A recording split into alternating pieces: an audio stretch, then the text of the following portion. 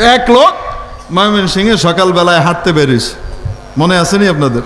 হাঁটতে বেরিয়েছে, বেরোয়ার পরে খিদা লেগে গেছে, আর মনে মনে চিন্তা করে বাসায় গিয়ে খাবো, কতক্ষণ লাগবে, এটা রেডিমেড খাবার টাবার পাইলে কত ভালো হতো। একটু হাঁটার পরে দেখে তার দোয়া আল্লাহ কবুল করে ফেলছে। দেখে কে জানে এটা রুটি ফেলে রেখে গেছে, রুটি পড়ে আছে, নদীর পাড়ের রুটি, এটা তো শিয়াল কুকুরে খাবে, দেখা যায় তাজা রুটি, তো এই জন্য খাইতে গেছে রুটি। বাড়ি ছিল বেচারার ময়মনসিংহ। এখন খাইতে যাওয়ার পরে তার একটা অভিজ্ঞতা হয়েছে, সেই অভিজ্ঞতাটা সে তার নিজের ভাষায় বলতেছে। নদীর আরেকটা নাম আছে আমাদের অভিধানে, গাং আছে না নাই? এখন সে বলতেছে গাঙ্গের ফারো গেছিলাম। ট্রান্সলেট করেন, বলেন কি বলতেছে সে? লুডি একটা দেখছিলাম, আড্ডা দেহি নরম, হাতে দিয়ে দেখি বেশিক্ষণ হয় নাই যে রুটি ফেলে গেছে, এখনো নরম আছে। মুহেদ্দা দেহি গরম, রুটি মুখে দিয়ে দেখি এখনো গরম, এটা এখনো কি হয়নি, ঠান্ডা হয়নি। বেশিক্ষণ পড়ে থাকলে ঠান্ডা হয়ে শক্ত হয়ে যায় না? আড্ডা দেহি নরম, মুহেদ্দা দেহি গরম, থু আল্লাহ থু, কোন শুয়োরে ফালায় রাখছে রুডির লাহিন গু।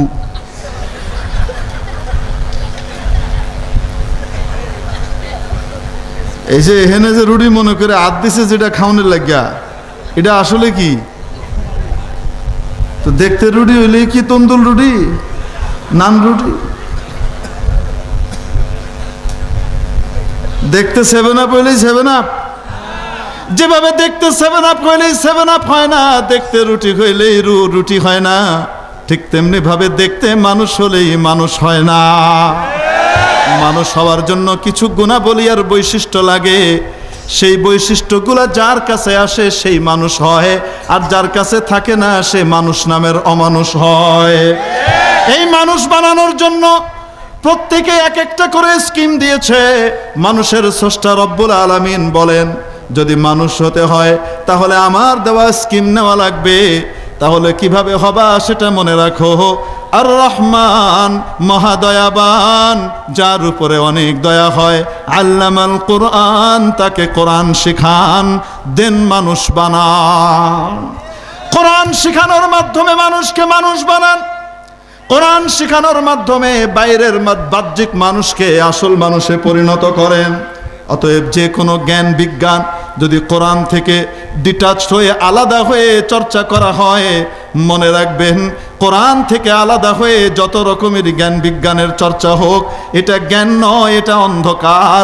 মনে রাখবেন এটা আলো নয়, অন্ধকার। এটা জাতির মেরুদণ্ড নয়, এটা হলো জাতির ধ্বংসের প্রতীক, ঠিক কিনা? আর যদি জ্ঞান বিজ্ঞানের চর্চা কোরআনকে সামনে নিয়ে কোরআনের সাথে করতে থাকে, সহি শুদ্ধভাবে কোরআন পারে, কোরআন অনুযায়ী নিজের আমল করে, কোরআনের মৌলিক মাসআলা মাসাইলগুলা জানে এবং সে অনুযায়ী নিজের জীবনে বাস্তবায়ন করে, এরকম ব্যক্তি ইঞ্জিনিয়ার হোক, ডাক্তার হোক, ব্যারিস্টার হোক, ম্যাজিস্ট্রেট হোক, এই ব্যক্তি সত্যিকারের মানুষে পরিণত হয়, ঠিক কিনা? আমার প্রিয় ভাই, এজন্য আল্লাহ রাব্বুল আলামিন বললেন যে মানুষ হওয়ার জন্য সবার আগে কি শিক্ষা করা দরকার? আসতে বলেন, আসতে বলেন। মানুষ হওয়ার জন্য কি শিক্ষা লাগে? কোরআন বাদ দিয়ে যত রকমের শিক্ষা আছে, এই শিক্ষায় মানুষকে মানুষ বানায় না। একটা যুগ ছিল, আমাদের মুরব্বীরা বসা আছে, জিজ্ঞেস করেন, ফজরের পরে উঠার সাথে সাথে আমার এই বাংলার নানি দাদিরা কোরআনে কারিম নিয়ে বসে যেতেন। ঠিক মতো তেলাওয়াত করতে পারতেন না, অত শুদ্ধও ছিল না, কিন্তু ইয়াসিন শেষ না করে উঠতেন না। দেখছেন না? দেখেন নাই? আর আব্বা আম্মা কি করতেন? তারা কোরআন পড়ার আগে তাড়াতাড়ি বাচ্চাকে রেডি করে মসজিদের মক্তবে পাঠিয়ে দিতেন, যাও হুজুরের কাছে গিয়ে নুরানি মক্তবে ফিরে আসো। বলেন না কেন? 100% মুসলমানের বাচ্চা মক্তবে গিয়ে পড়তো, ওখানে 8টা পর্যন্ত 9টা পর্যন্ত পড়ে তারপরে এসে রেডি টেডি হয়ে এরপর যাইতো স্কুলে, এবং স্কুল 10টা থেকে 10:30 থেকে শুরু হইতো। মুরব্বীদেরকে জিজ্ঞেস করেন, ছিল কি ছিল না? ফলাফল ছিল এখানে যারা মসজিদের মক্তবে পড়তে যেত তারা সকলেই যে হাফেজ আলেম হতো, বড় আল্লামা হতো, বড় মুফতি হতেন, মুহাদ্দিস হতেন। এই সৌভাগ্য হয়তো সকলের হতো না। এই সৌভাগ্য সকলের না হলেও তারা ইঞ্জিনিয়ার, ডাক্তার, শিক্ষিত যার যার পর্যায়ে হওয়ার পরে যতটুকুই পড়তো, তাদের ভিতরে সত্যিকারের মানবতার মনুষ্যত্ব বোধ থাকতো, ঠিক কিনা? জীবন যেতে পারে, সব কিছু হতে পারে, মা বাবাকে কোনো সময় আলাদা তারা করতে পারতেন না। জিজ্ঞেস করেন মুরব্বীদেরকে, ঠিক কিনা? মা বাবাকে ছাড়াতে পারে, খাওয়া নাই, পড়া নাই, কষ্ট হইতেছে। এক ফ্যামিলির ভিতরে 10 জন, 10 পরিবার, 10 ভাই 10 বোন একসাথে থাকতেছে, মা বাপকে পালতেছে, কত ভেজাল লাগে। বউ 2টা এক লগে থাকলেই তো গন্ডগোল লাগে, কয় না? কেন লেগে 2 ভাইয়ের বউ এক লগে এক বাড়িতে থাকলেই মিল হয়। মিনিস্ট্রি নিয়ে গন্ডগোল লাগে। মিনিস্ট্রি হলো ওই যে রান্নাঘর, ওখানে কি অ্যাডমিনিস্ট্রেশন অফিসার কে হবে? কেউ কেউ আমি মূলা কাটমু, হ্যাঁ না মূলা কাটার দরকার নেই, মূলার লম্বা করে সির লাগবো নি, গন্ডগোল। এক বউকে মূলাটাকে লম্বা করেছিল, বলে আমি চিন্তা করলাম মূলাটাকে গোল করে কাটবো, দেখতে সুন্দর লাগবে। লম্বা করে কাটলে কি তোমার মতো কি গোল লাগে? লাগলো গন্ডগোল। তারপরে এই বউ গিয়ে এই ভাইয়ের কাছে, এই বউ গিয়ে এই ভাইয়ের কাছে, আমার এরকম অপমান করে। আমি ডাক্তার, আরে হয়নি, হয় না? এইটা স্বাভাবিক, এটা কোনো অস্বাভাবিক জিনিস না, এটা কি স্বাভাবিক। এটা সব ফ্যামিলির ভিতরে কম বেশি হয়তো, আগেও হয়তো, এখনো হয়। বাকি আগে টলারেট করতে পারতো, এখন পারে না। আগে একসাথে থাকতে পারতো, মা বাপ যতদিন জিন্দা আছে ভাই বোনটা আলাদা হইতো না। বলেন না কেন? টানাটানি করতো, মা আমার বাপ আমার, পেটে খাউন নাই কিন্তু মা আমার বাপ আমার নিয়ে টানাটানি করে। কেন? মানবতা, মনুষ্যত্ব বোধ আছে। স্কুল কলেজে পড়ার পরেও তাদের ভিতরে এই মানবতা, মনুষ্যত্ব বোধ থাকতো। কেন? কচি মনে, কচি বেলায় ফ্রি ক্যাসেটের ভিতরে কোরআনের তালিম, ইসলামের মৌলিক ফান্ডামেন্টাল শিক্ষাটা তাকে দেয়া হয়েছে। চিন্তা করে দেখলো আমাদের ইসলাম বিরোধী শক্তি পশ্চিমা বিশ্ব গবেষণা করে চিন্তা করে দেখলো বাংলাদেশকে দুর্নীতিবাজ বানানো যাচ্ছে না, তাদের ভিতরে জাতীয়তাবোধকে দূর করা যাচ্ছে না, তাদের ভিতর থেকে দেশপ্রেমকে দূর করা যাচ্ছে না, তাদের ভিতরে অনৈতিকতা ঢুকানো যাচ্ছে না, তাদের মনোবল, তাদের মোরালিটি, এগুলোকে ধ্বংস করা যাচ্ছে না। যতক্ষণ পর্যন্ত সুলতান সালাউদ্দিন আইয়ুবী রহমতুল্লাহ আলাইহি বলেন, কোন জাতিকে যদি ধ্বংস করতে চাও, ওই জাতিকে অস্ত্র দিয়ে ধ্বংস করার দরকার নাই, ওই জাতির ভিতরে অশ্লীলতা ঢুকিয়ে দাও, ওই জাতি ধ্বংস হয়ে যাবে। কোন জাতিকে ধ্বংস করার জন্য, তার জাতীয়তা বোধকে শেষ করে দেওয়ার জন্য, তার দেশপ্রেমকে শেষ করে দেওয়ার জন্য অন্য কিছু লাগবে না, শুধু ওই জাতির মধ্যে অশ্লীলতা ঢুকিয়ে দাও, অস্ত্র লাগবে না, জাতিটা এমনিই ধ্বংস হয়ে যাবে। চিন্তা করলো অশ্লীলতা ঢুকাতে হবে। কিভাবে ঢুকাবে? যতদিন কোরআনের তালিম আছে, মক্তবের শিক্ষা আছে, হেফজখানার পড়া আছে, ততদিন পর্যন্ত জাতিকে গোমরা করা, জাতির ভিতরে বেহায়াপনা তৈরি করা সম্ভব। স্কিম নিল। কি স্কিম? জাতিকে কোরআন থেকে দূরে সরাতে হবে। যারা মাদ্রাসায় দিয়ে দেয় আলেম বানানোর জন্য, হাফেজ বানানোর জন্য, তারা তো বেঁচেই গেল। যারা দিতে পারে না কিন্তু মক্তবে পাঠায় সকালবেলায় কোরআন পড়ানোর জন্য, হাফিজিয়া মাদ্রাসায় পাঠায় কোরআনটা শেখার জন্য, মৌলিক জিনিসগুলো শেখার জন্য ছোটবেলায়, এইটাকে বন্ধ করতে হবে। তো বন্ধ করার কথা বললে বাংলাদেশের মানুষ মানবে? বাংলাদেশের সরকার মানবে? এই জন্য নতুন মোড়কে আনতে হবে বিষয়টাকে। মোড়কটা চেঞ্জ করে দাও, মোড়কটাকে কি করে দাও? চেঞ্জ করে দাও, তাইলে এমনিই কাজ হয়ে যাবে। আপনারা লেলিনের নাম শুনছেন না? হ্যাঁ, লেলিন গেছে মাও সেতুংয়ের কাছে, যে বলতেছে, গুরু এত দ্রুত কমিউনিজম আপনি চায়নার ভিতরে প্রতিষ্ঠা করে ফেললেন, আমাদের দেরি হচ্ছে। কিভাবে? আপনি কেমনে করলেন? কেমনে করলাম? আচ্ছা ঠিক আছে, বিড়ালকে মরিচ খাওয়াইতে পারবা? কি কয়? বিড়ালে মরিচ খাওয়াইতে পারবা? কয় খাওয়াইতে তো পারবোই। কয় না, অমনে না, স্বেচ্ছায় সে মরিচ খাবে, এই ব্যবস্থা করতে পারবা? কয় না, কোনো বিড়াল তো স্বেচ্ছায় মরিচ তো খাবে না। বলেন না কেন? শুকনা মরিচের গুঁড়া বিলাই খাবে? মানুষ খায়, বিড়াল খাবে না। কয় শোন, আমি খাওয়াই দিচ্ছি, দেখ দেখ আমি খাওয়াই দিতেছি, কেমনে খাওয়াই দেখ। তো বিলাই একটা ধরে নিয়েছি, ধরে আনার পরে শুকনা মরিচ ভালো করে গুঁড়া কইরা বিলাইয়ের লেঙ্গুর ভিজায় এরম করে ডলে দিছে। বিড়ালের লেঙ্গুরটা ভিজাইয়া শুকনো মরিচ দিয়ে বিড়ালের লেজটা কি করে দিছে, ডলে দিছে। তো ডলে দেওয়ার পরে এখন শুকনো মরিচের গুঁড়া ভিজা লেঙ্গুরে লাগার পরে বিড়ালের লেঙ্গুরের ভিতরে জ্বালা পড়া শুরু হয়েছে, কি হয়েছে না? বিড়াল লাফাইতেছে, লাফায় আর এরকম লেজটাকে সামনে এনে করে ছাঁটে আর খায়। বিড়াল নিজে নিজেই কি খাইতেছে? মরিচ খাইতেছে। তাকে কেউ জোর করতেছে? আমি এইভাবে কমিউনিজম খাওয়াইছি, জিনিস একটা উপরে লেবেল লাগাইছি আরেকটা, এইভাবে কি করছি? খাওয়াইছি। তো এটা খাওয়াইতে হলে জনদরদি হওয়ার কি দিতে হবে? তোমাকে বক্তব্য দিতে হবে, সাম্যের স্লোগান দিতে হবে। তুমি নিজে যত বড় ভলভো গাড়িতেই চড়ো না কেন, কিন্তু সাম্যের স্লোগান দিয়ে সকলে সমান, এই স্লোগানে মানুষকে আনতে হবে, নাইলে পারবা না। এই হলো সিস্টেম। ওস্তাদ শিখাই দিছে। এই ওস্তাদরাই ওস্তাদি করে আমাদের এখানে মোড়ক চেঞ্জ করে দিছে। যদি বাংলাদেশের মানুষকে বলে মক্তবে আপনাদের বাচ্চাদেরকে পাঠিয়েন না, যে কইব আরে ওহিনি জুতাইব। বাপ নিজে নামাজ না পড়তে পারে, মা নিজে নামাজ না পড়তে পারে ঠিক মতো, কিন্তু পোলারে মক্তবে বাড়ায় আর আমারে কয় সকালবেলায় মক্তবে কোরআন শরীফ পড়তে বাড়ায়, আলিফ বাতাসারা পড়তে বাড়ায়, আয়াতুল কুরসি পড়তে বাড়ায়, আর হ্যাঁ আমারে কয় কি পড়েন যাব না। আরে বুঝুননি কি কই? ম্যাট দিবে না? এই জন্য সিস্টেম করে আনছে। সেটা কি? শিক্ষাই জাতির মেরুদণ্ড। শিক্ষাই জাতির, একটি শিক্ষিত জাতি উন্নত জাতি। বাংলাদেশের এই জাতিকে উন্নত করতে হলে তাদের মধ্যে শিক্ষার হার, প্রচার প্রসারকে বাড়াতে হবে। যত বেশি শিক্ষিতের হার বাড়বে তত বেশি দেশ জাতি উন্নত হবে, স্বাবলম্বী হবে। তারা ম্যান পাওয়ারের ব্যবসা করতে পারবে। তাদের এই দেশের বিশাল জনশক্তি বিদেশে রপ্তানি হবে। বিদেশে যে অনেক টাকা পয়সা কামাই করবে, দেশের উপরে বোঝা হবে না, দেশে টাকা নতুন আরো ফাড়াই। বুঝছেন নি এই গান? তো এটা কিভাবে হবে? শিক্ষার হার বাড়াতে হবে। এখানে কিন্তু একটা বিষয় আছে, সরকারের ঘাড়ে সব দায়িত্ব চাপিয়ে দেওয়া এটি ঠিক নয়। সরকার তার সাধ্য অনুপাতে ফ্রি পড়াচ্ছে, প্রাইমারি স্কুলে বই দিচ্ছে, আর কত দিবে? আমাদের ভিতরে যারা বিত্তবান আছে, শিক্ষিত আছে, তাদেরও এই শিক্ষার হার বাড়ানোর জন্য এগিয়ে আসা দরকার।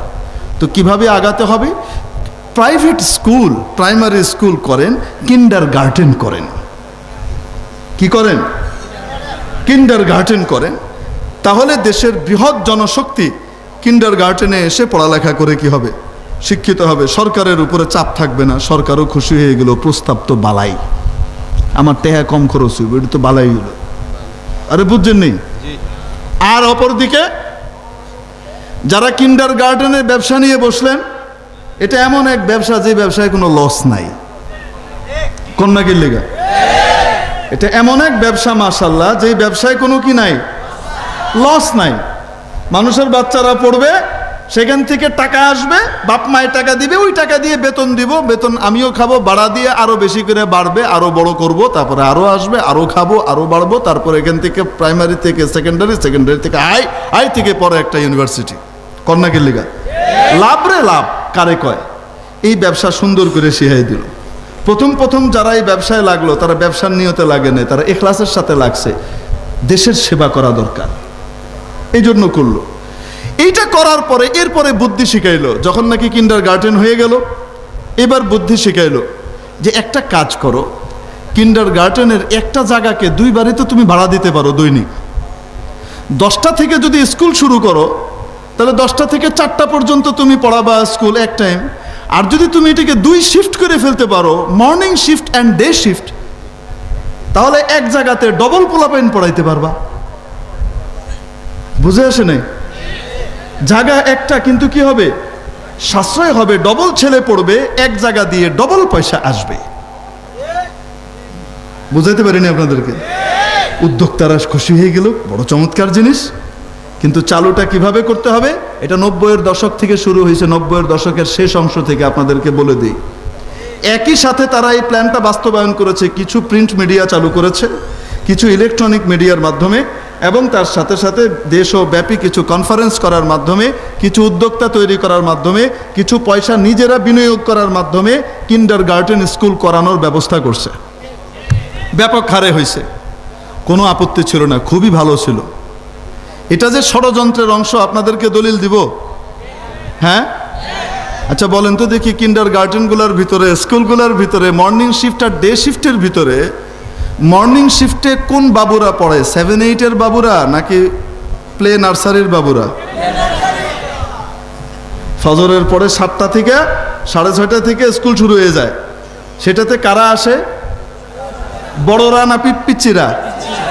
আর বড়দেরকে কখন দিছে? ডে শিফটে। তারা দুপুর বেলায় আসবে। বিজ্ঞান বলে একটা ছোট বাচ্চার ঘুম বেশি দরকার বড় বাচ্চার তুলনায়।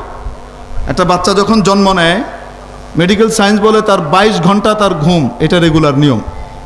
একটা বাচ্চা জন্ম নেওয়ার পরে 1 সপ্তাহ পর্যন্ত সে ঘুমাবে। কয় ঘন্টা ঘুমাবে দৈনিক? 22 ঘন্টা। যত বড় হইতে থাকবে ঘুমের পরিমাণ তত কি করবে? কমবে। ঠিক কি ঠিক না? যখন যুবক হয়ে যাবে তখন 6 থেকে 8 ঘন্টা, এটাই ধরে রাখবে। যখন বয়স আরো বেড়ে যায় তখন ঘুমের প্রয়োজন আরো কমে যায়। মুরব্বীরা মাত্র দিনে রাতের বেলা 4 ঘন্টা 3 ঘন্টা ঘুমায়। ঘুম ভেঙে যাওয়ার পরে আর ঘুম আসে না, কিন্তু মরে যায় না, শরীর ভালো থাকে। ঠিক কি ঠিক না? তাহলে চিকিৎসা বিজ্ঞান বলে, স্বাস্থ্য বিজ্ঞান বলে একটা বাচ্চার ঘুমের প্রয়োজন বেশি।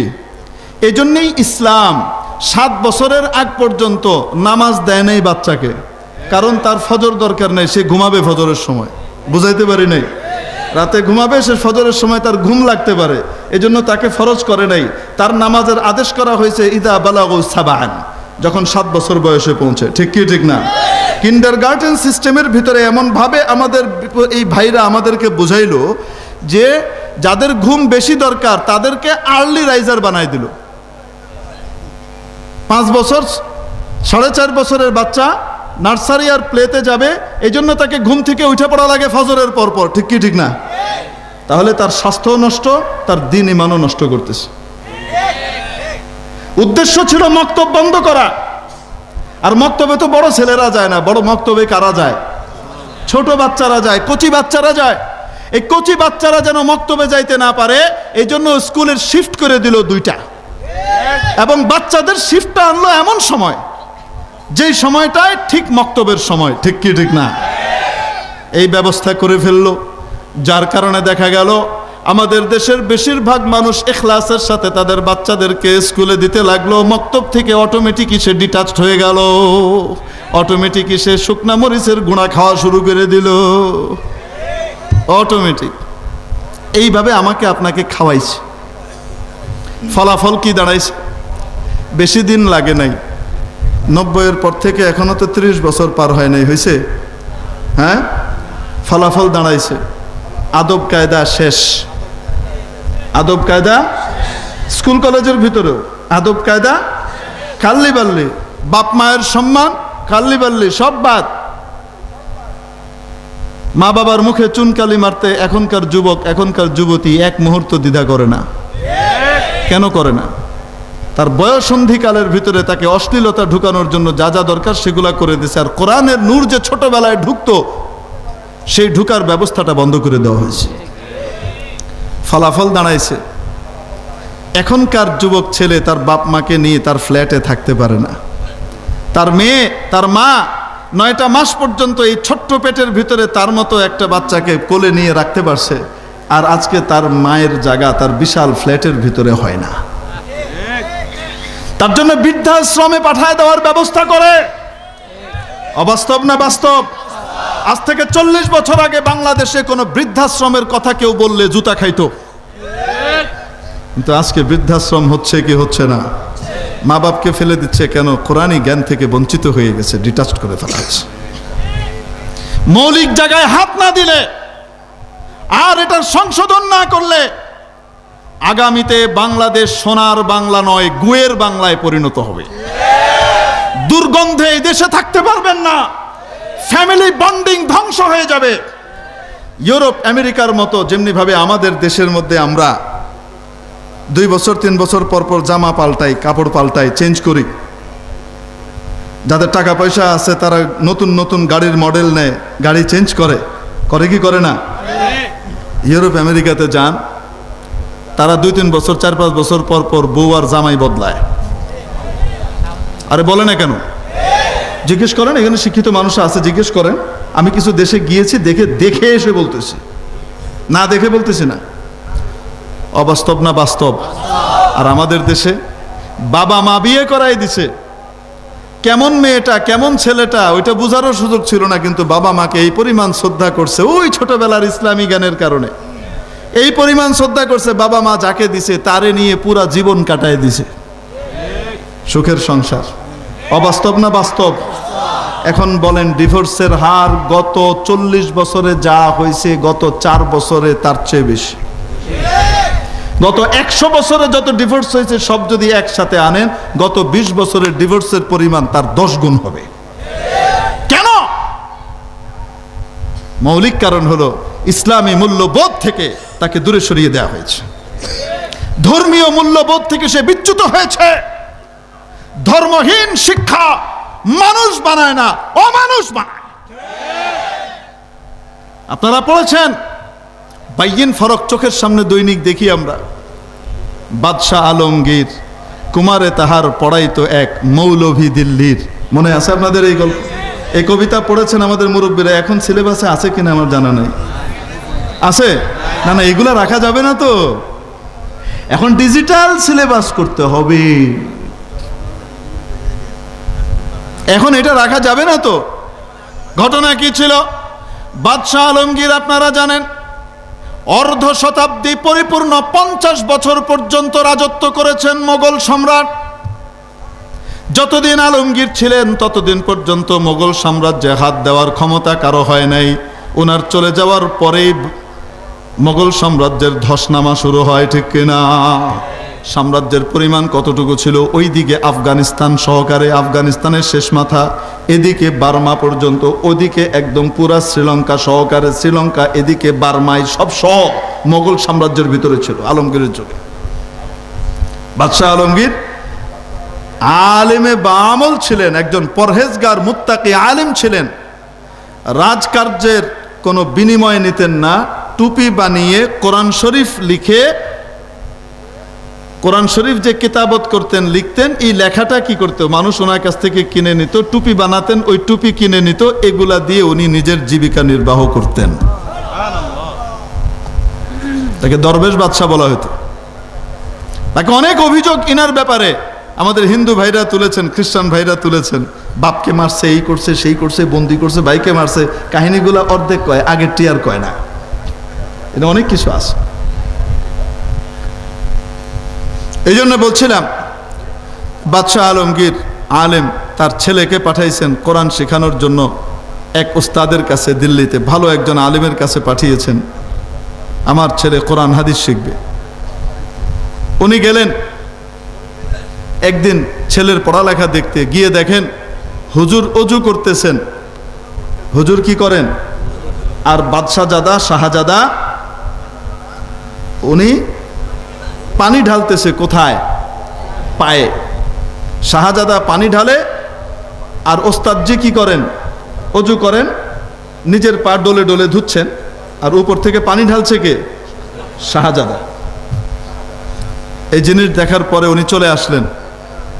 চলে আসার পরে তলব পাঠালেন যে ওস্তাদজিকে আমার সালাম দিবা, একটু মেহরবানি করে আসতে বলবো আমার কাছে। ওস্তাদজি আসলেন, মনে মনে চিন্তা করছেন, আমি আদব ঠিক মতো শিক্ষা দিচ্ছিলাম তার ছেলেকে, অতএব যদি বাদশাহ আমাকে এটার জন্য নারাজ হন, এই নারাজের আমি পরোয়া করি না, আমি আমার আমানত আদায় করতেছিলাম। মনে মনে এটা, ওস্তাদও এরকম গরম। এখন ওস্তাদজিকে জিজ্ঞেস করলেন, ওস্তাদজি আপনার কাছে আমার ছেলেকে পাঠাইলাম আদব শেখানোর জন্য, সে আদব শেখার পরিবর্তে সে তো বেয়াদবি শিখতেছে।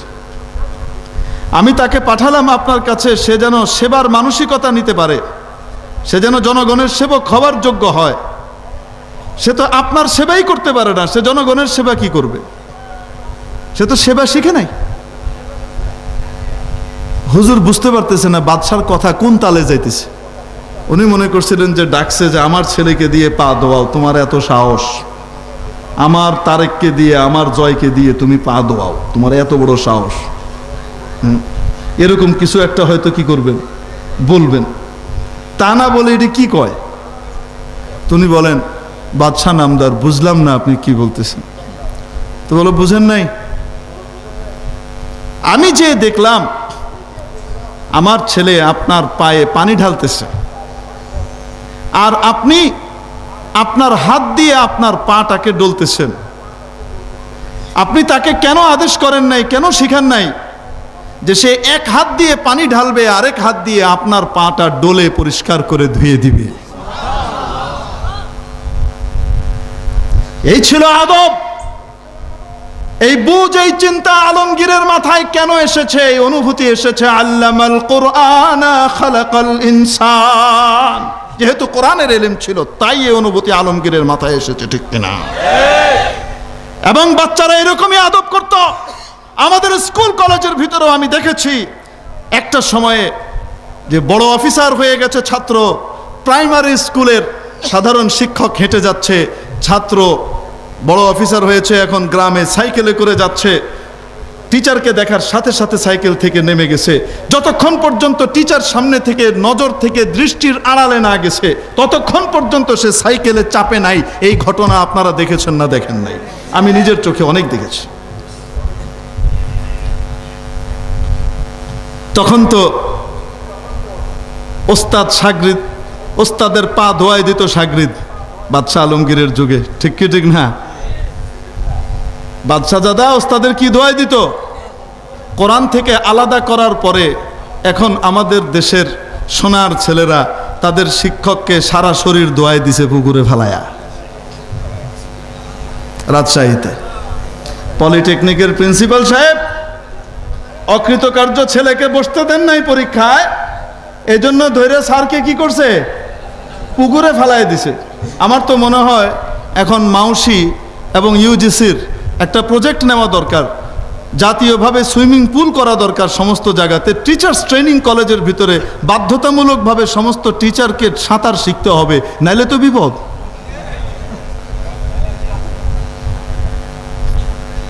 বুঝেন নাই মনে হয়? পার্থক্যটা হইল কেন? আগেকার এই স্কুল কলেজের এই বাচ্চাগুলাই যখন সচিব হয়েছে দুর্নীতি করে নাই। দুই চারটে সামান্য, দুই চারজন করলেও চিটে ধানের মতো, বাকিরা অনেস্ট থাকতো। কেন এই উল্টাপাল্টা শুরু হলো? কোরআন থেকে আলাদা হওয়ার কারণে, ঠিক কিনা? এজন্য মানুষ বানাতে হলে কোরআনের সাথে সম্পৃক্ত করার জন্য আমাদের বাচ্চাদেরকে কে কে তৈরি আছে? হাত উঠাই। আল্লাহ তাআলা আমাদেরকে কবুল করেন, আমিন।